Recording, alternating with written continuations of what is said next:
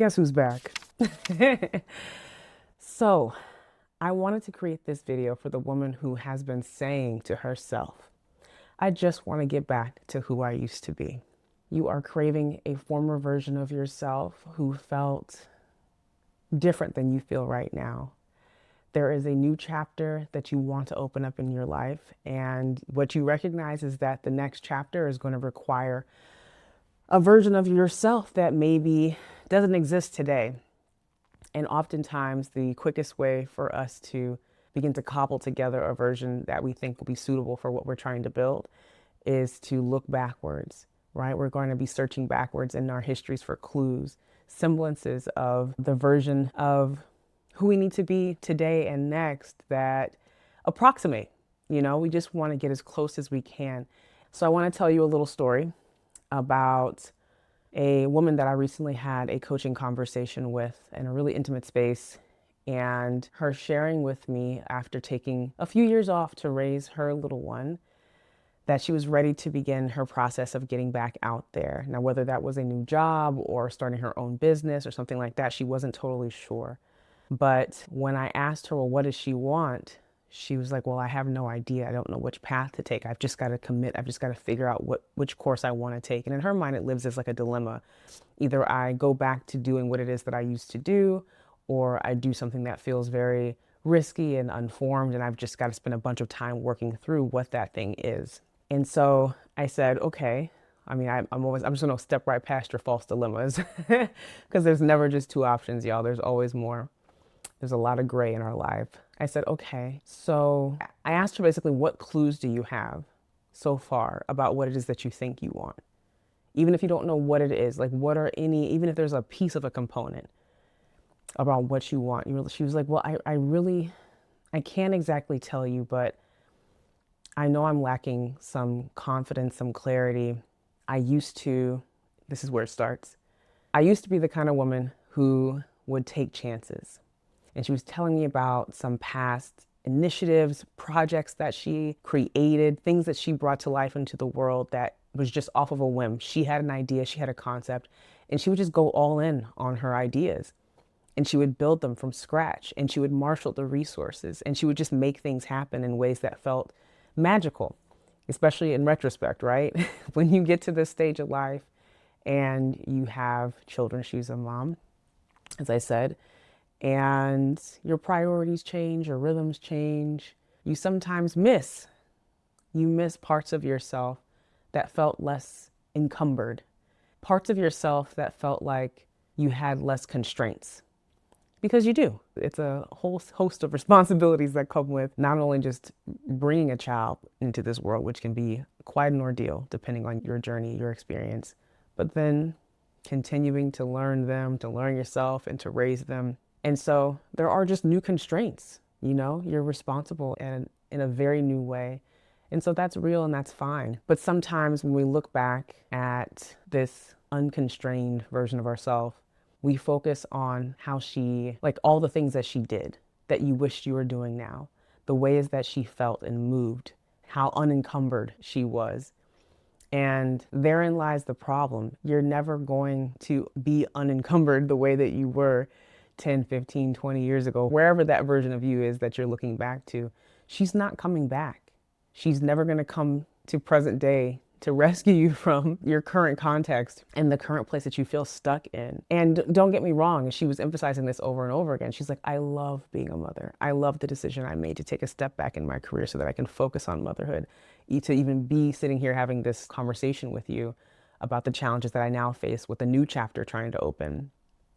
It's not that we would necessarily have to resent where we're at today, but when we want to go forward and we don't feel like we have the tools that we need today, we'll reach backward to a version of ourselves that cannot help us in our new context. Your 20-something-year-old self, she has lots to offer you. I do love connecting with former versions of ourselves in some instances, but she can't be the captain of this ship. She might be a crew member that you tap into, have a conversation with, lends you a new perspective, gives you a little boost of inspiration or energy, but she can't drive this boat. You're the captain now. She doesn't know the oceans, the waters, the choppy waters of motherhood. She may not know the weight of the professional responsibilities, the financial responsibilities that you are sitting with now. Like, she's not equipped for that. She was equipped for the season that she came through. She did what she could with what she had. And she's obviously laid some groundwork for you to be who you are today. But we can't go back searching for that version of ourselves to fully direct where we're going next. It's always an incomplete exercise. So at this point, I'm talking to, again, this woman who's trying to wayfind by reaching back. And she's really, really, really attached to this former version of herself. And I said, okay, well, let's go there. I'm curious about her now. Talk to me about who this version of yourself was. And so, as I mentioned, she was bold, she was brave, she was creative, she was doing all of these things. And that's what she kept saying. She was like, I was so creative. I was just so energized and creative and bold. I would do things. I would make moves. I would just make things happen. I didn't need anybody's permission. I didn't feel hung up the way that I do now. I didn't feel like stuck the way that I do now. And it was really hinging on creativity. And I was like, oh, okay. So she was really connected to her creativity. She was like, yes. She was this is the language she was using, but she was saying, I was so connected to my creativity back then. Like, I just felt like kind of more in flow with myself. And I was like, oh, okay. Well, what sparks your creativity now? I was like, what is your relationship with creativity today? Let's bring it back to the present moment, right? You're in the present context, you're in your present life. What's going on today? Because the DNA of that person is still with you. So she must be inspired by something today. What is it? What I found very interesting was her answer, which was, I have no idea. I have no idea what sparks creativity for me today. I could not begin to tell you. And I was like, oh, that's fascinating. To go from a version of yourself who that was like one of her greatest qualities, one of the highest values you're placing on what she was able to do and how she did it was creativity. And you don't feel like you have a relationship at all to creativity today. That's massive. So I said, next, what do you think is blocking your creativity today? And I just want to note here that it's really important when we arrive at these kinds of, I'll say these new realizations, right?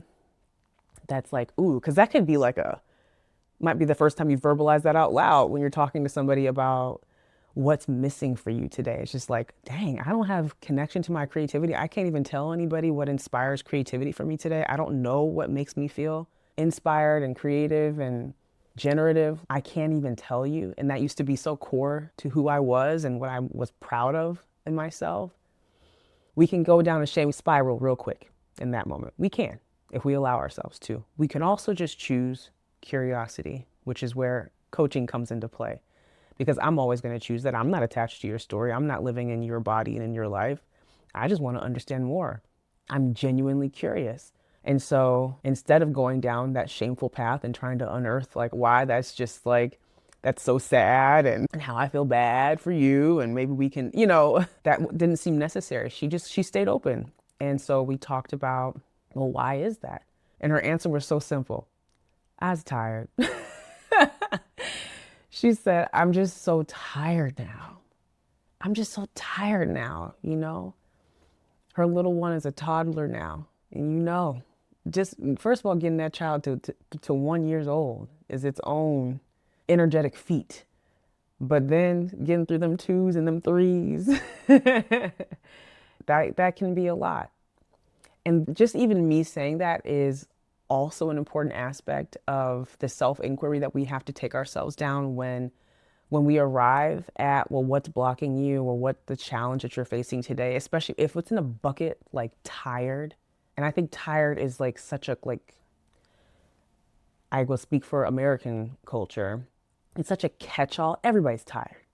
Everybody loves to talk about how tired they are. Everybody loves to talk about how worn down and beat down they are. And I don't think folks are lying. But the fact of the matter is that there are so many different factors driving what might be experienced as exhaustion, depending on the individual and the stage of life and like what's going on with them. And so I quickly assumed that I was just like, oh, you're just momming so hard. She's lots of different obligations for the family, commitments with her kids' school, things like that. And And then in her with her spousal relationship, all the supports that she's probably lending there, and just, showing up for everybody, probably extended family, just caretaking, right? I'm like, oh, I get it, girl. But we can't stop there. We got to get more specific, because for her, I was like, well, what do you think is making you most tired? Oh, she's like, well, my baby's not sleeping consistently still. And I was like, oh, so you're sleep deprived tired. 3, 4 years in, I'm pretty sure her kiddo was about 4 years in. You're just simply not sleeping. And so we show up today in a conversation where you're trying to crack open this next chapter for yourself. You're trying to connect with what it is you really want to do next. You're trying to be engaged with your creative insight and your creative yearnings, but you're just operating on a few less brain cells than you should be. All the cylinders are not firing. This is not about how your past self was so much more creative than you. She was rested. This is not about how your past self had way more confidence than you did. She had literally more physical capacity. So we arrive at this, and I'm like, oh, aha, this is the aha moment. It's not you, it's the sleep. We can solve for that. I proceed to tell her about a client that I worked with previously who was an exec in big tech and was also at the same time like handling a very big job, a very demanding, high pressure job, and wanting to begin early stages of exploring what her professional brand beyond the four walls of her company would look like, independently. She now is running her own business. She's doing her thing. And this was like years later. But the time of working together with her, we were digging into like, well, what her biggest barriers were. And it took a few sessions before she started talking about what her personal rhythms were like at home.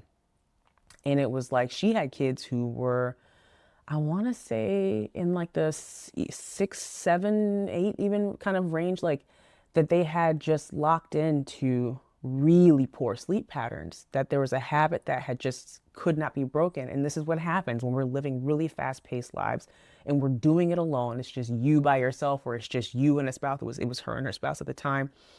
And so in our coaching together, it was like, oh girl, hold the phone, like drop everything. Our first order of business is to get you a sleep trainer ASAP. And I tapped into my network because I had just spoken with either another client or a friend, which is something I love to do with my clients, which is to bring you into the resources I have by way of my network. And we got her lined up with a sleep consultant, sleep training. They turned that thing around in 2 weeks. She had been suffering for years. And I shared this with this woman. I'm like, I just had this experience a few years ago. It turned this woman's entire life around. She just got her mind back, and then she got reconnected with all of these other experiences of herself, the version of herself that she wanted so badly. It was locked behind sleep. And I'm like, let's do that for you. We found it. And it was so interesting to me, her reaction to that, which was like, I could tell there was like, okay, oh, wow. Huh. There was almost like a slight undertone of disappointment that it was so basic as sleep, so simple as sleep.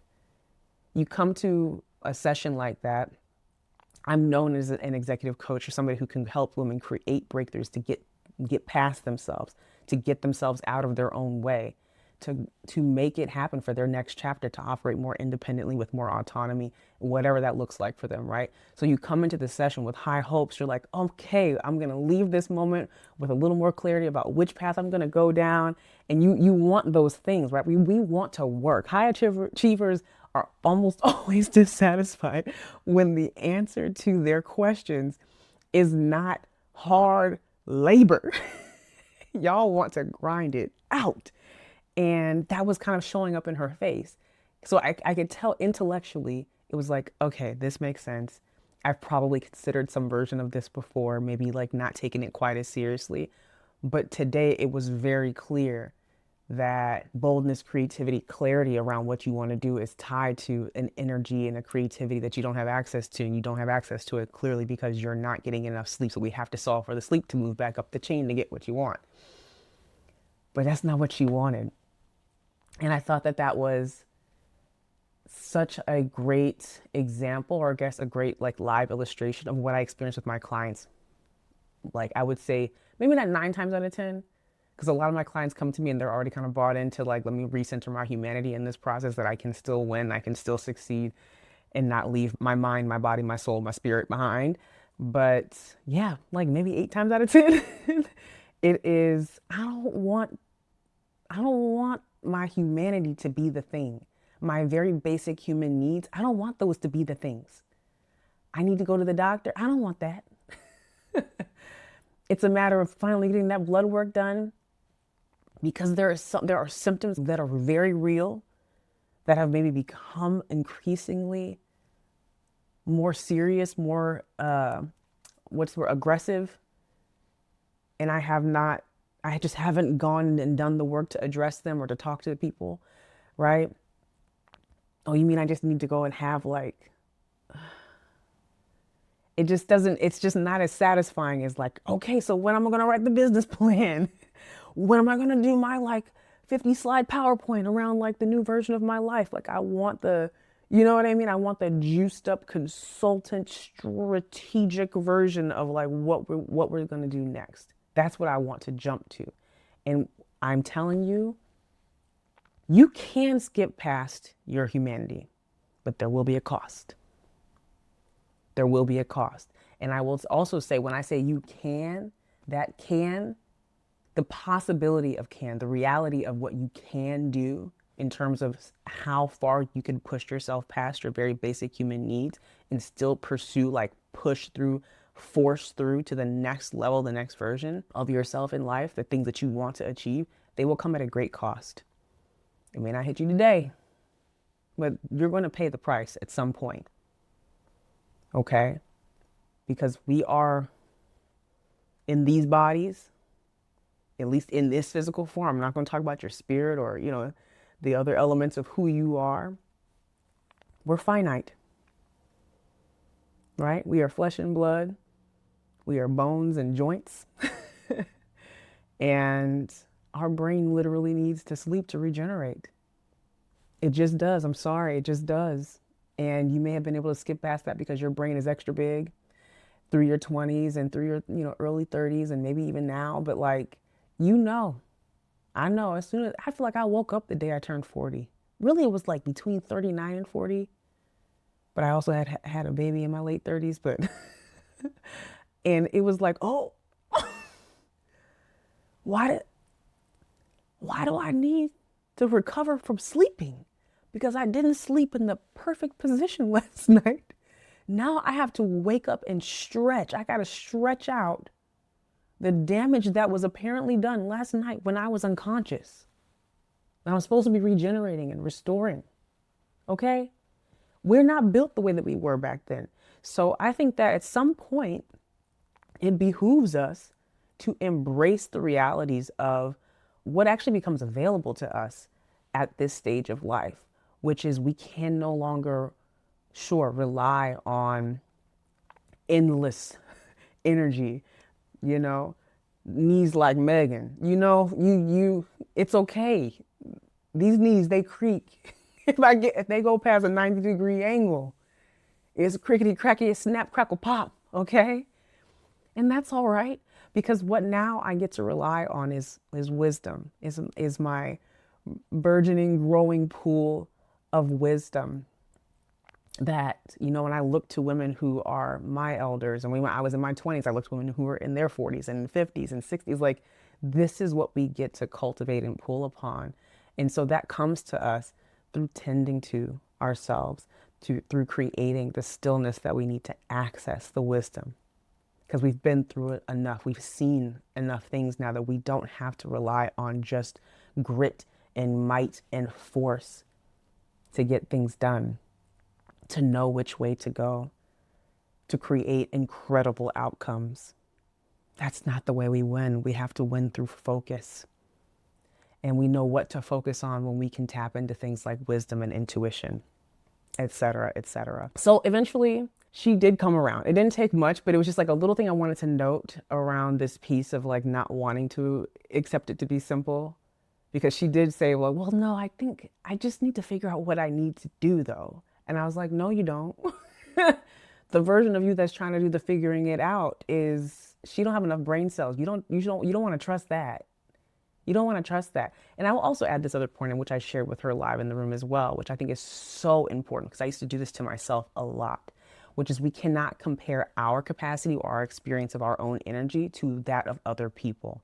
We are all built so different. I have friends who are absolute night owls or who can just work around the clock, and like their threshold for exhaustion and still like mentally functioning is just higher. It's just higher than mine. That doesn't mean that like they are better than me or I am worse than them, or like there's no moral judgment that has to come with that. It's just like we all came here with different capacities, different strengths, and also our lives have trained us to have different capacities and different strengths. I didn't go through like the grueling, let's call it like law school, I think is a perfect example. Law school trained you, especially as one of the top programs. It really trains you to ignore and to compartmentalize a lot of like your biological needs. I have friends who are surgeons, and it was like you have somebody's life in your hands in the operating room. No, you don't get to pee. I don't care if you're in surgery for 12 hours. You lock it up. I never had to learn to do that, so I don't. I don't have that capacity in me. There was no need for me to build that. And that's okay. That's okay. The sooner we begin to accept things like how my body functions, how my brain works, instead of trying to force it to work a way that looks like what other people are doing, instead of trying to force your body into doing things that it looks like other people's bodies can do. And I'm not talking about like building like capacity for strength, and like I definitely think that like even just neuroplasticity, we have a capacity for growth. I'm not saying don't try to grow yourself. But what I am saying is that we all have different boundaries and limitations, and that you should be assessing that on an individual basis. If you want to push through that, it's like it's an individual assessment and you understanding how you want to define the bounds of limitation for yourself. But eventually we did get to like, and it didn't take her long at all. I'm just drawing it out for the purposes of this video so you can really understand the thought process that I see oftentimes with my clients. We got to, okay, we're going to solve for sleep. We're going to solve for sleep. And I didn't want to leave on the table the piece around creativity, because I thought it was so sad for her to be so engaged with this former version of herself, harkening back to her, remembering her yearning to feel that way again. And then when I ask her where she's creatively activated today, where she's inspired today, she's totally uninspired. And I don't think that she's necessarily totally uninspired. She just doesn't feel connected with that, like that piece that happens between the inspiration and the creative spark. Like there's something there's a gap, right? And so I said, while you are beginning to work with this trainer, finding the right person, the work gets going. It might take days, weeks, months. I don't know. Every family is different how these things work. But in the meantime, we've discovered that this is something that's really important to you, and to focus on rebuilding some of that relationship and to not make it grand. What are the small ways in which you can begin to notice what sparks creativity or curiosity or inspiration for you? Literally, like not walking past the color purple in a field. When we have these opportunities, or we have these glimpses into like the things that we're craving, the way that we want to experience ourselves, sometimes it's like, maybe it's an eat, pray, love moment, and you do need to go and live with the monks, or go and like have this big, go off into the desert and have a walkabout and like have this big grand thing happen. But many times we're not living lives where that is appropriate or even necessary.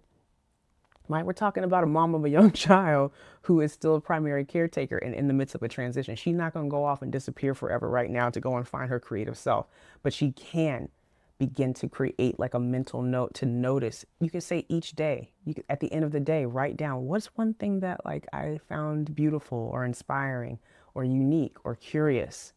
What's one little thing, to begin to train your brain to focus on that a little bit more, to begin to grow that relationship, to begin to feel that again. It can be small, that these things don't have to be grand. I know we be wanting stuff to, again, to be hard. We want stuff to be complicated. And oftentimes it is just these little small commitments, these very simple revelations that we just have to respond to that will make all the difference. It's those incremental things over time. That is how people win. That is how we change. That's how we evolve. And so she was amenable to that. She was like, okay, I can do that. I can do that. And so we got to talk through both sides of the puzzle. And I'm looking forward to seeing the progress that she makes. So I hope in sharing this story today that it inspires another woman who is listening, who is thinking a lot about her past self, being very dissatisfied with her current situation. This is not about like whether or not you have self-love or anything like that. That wasn't even on the table with this woman that I'm speaking about right now. But you know what it's like when it's like, I feel like I need the courage I had when I was X years old to do the thing that feels scary today. This is how you investigate that further. This is at least one way. And I hope it supports you in that process. All right, y'all. Until next time. Bye.